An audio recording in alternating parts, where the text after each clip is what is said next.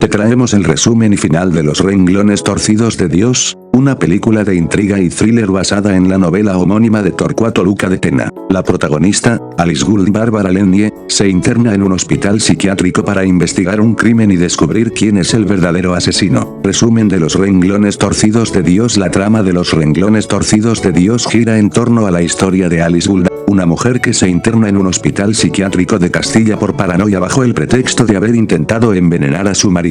Sin embargo, Alice es en realidad una detective privada que ha sido enviada allí por un cliente, Raimundo García del Olmo, para investigar la muerte de su padre en circunstancias sospechosas. Adaptándose al hospital psiquiátrico e investigando mientras avanza en su investigación, Alice se enfrenta a muchos obstáculos. Por ejemplo, la desconfianza del personal del hospital y la falta de cooperación por parte de sus compañeros de habitación. Además, Alice lucha por mantener su cordura y por no dejarse arrastrar por la locura que la rodea. A pesar de todo, Alice es una mujer muy determinada y no se rinde fácilmente, por lo que sigue adelante con su investigación y trata de encontrar pruebas que la ayuden a resolver el caso. ¿Suicidio o asesinato? La adaptación de Alice al hospital no es fácil, ya que su cómplice, el director Samuel Alvar, está de viaje y su sustituto, el doctor Teodoro Ruy Pérez, no cree en su historia. Cuando vuelve el director todavía su estancia allí se complicará más. Parece ser que la ha engañado. Sin embargo, Alice cuenta con la ayuda de algunos internos y enfermeras, como Ignacio Urquieta y Monse, respectivamente. El doctor Arellano, que realiza pruebas para evaluar el estado mental de Alice, cree en su historia y le ofrece su ayuda. Mientras tanto investiga el crimen por el que ha ingresado voluntariamente, llegando a recoger pruebas sobre que el suicidio de hace un año en realidad fue un asesinato.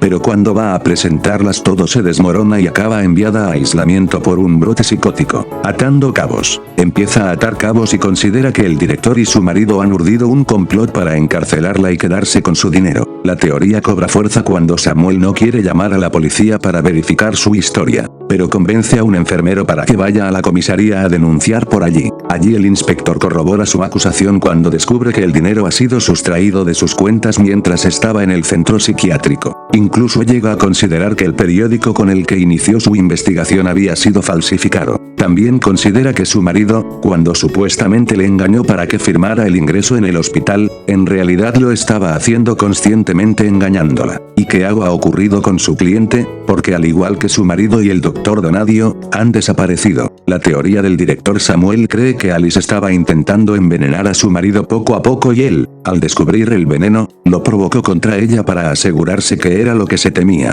Antes de que muriera, llamó al doctor Donadio para que le salvara la vida. Para evitar un escándalo, no alertó a la policía. En su lugar acordaron hacer un informe sobre su paranoia y enviarla al centro psiquiátrico. Por tanto, todo cuanto ha contado Alice sobre el complot para encerrarla era mentira. Alice tratando de escapar para tratar de huir del hospital psiquiátrico, Alice decide convencer a todos los internos para que se escapen de sus celdas y armen un caos. Entre el caos ella consigue escapar, pero justo antes de salir por la puerta se cruza con la forense, pues esa noche había ocurrido un asesinato. Alice la deja inconsciente y se hace pasar por forense para poder hablar con el fiscal y denunciar su secuestro legal. La policía y los enfermeros le dan la razón, en contra de la teoría del director, que queda desprestigiado. El final de la película Los renglones torcidos de Dios. El final puede ser interpretado de diversas maneras. Algunos espectadores pueden interpretar que Alice estaba loca y que toda la historia había sido una alucinación de su mente enferma. Otros pueden interpretar que Alice estaba diciendo la verdad y que había sido enviada al hospital psiquiátrico por el doctor Donadio para callarla y evitar que descubriera la verdad sobre la muerte del interno del hospital. Es importante tener en cuenta que la película presenta varias pistas que apoyan ambas interpretaciones, y que el final es abierto a la interpretación del espectador. ¿Qué ocurre al final de la novela? En el final de la película Los renglones torcidos de Dios, se descubre que Alice realmente sufre de paranoia y que su historia de ser una detective privada era solo una invención para evitar aceptar su enfermedad y lo que le sucedió a su marido. Se revela que su marido, Eliodoro, no la amaba y se casó con ella solo por su dinero. Después de que Eliodoro comenzara a robarle el dinero y a convertir su propiedad en un burdel, Alice perdió la salud mental y trató de envenenarlo. El doctor Donadío, un médico que la trató, diagnosticó su paranoia y la llevó al hospital para su propia seguridad y la de los demás. Alice se inventó la historia de la investigación para poder entrar en el hospital y resolver el supuesto asesinato. Al final del libro, Alice es liberada del hospital y su marido es arrestado. Hay un elemento que despista durante la película. Vemos escenas de un asesinato, que pensamos que es el que investiga a Alice y por el que se interna. Pero sin embargo no se trata de ese asesinato, sino otro que ocurre más adelante. Esto puede llevar a confusión, incluso se puede pensar que se está mezclando pasado con presente, cuando en realidad no eran escenas del pasado, sino del presente, del clímax final de la película y no existe ese desfase temporal.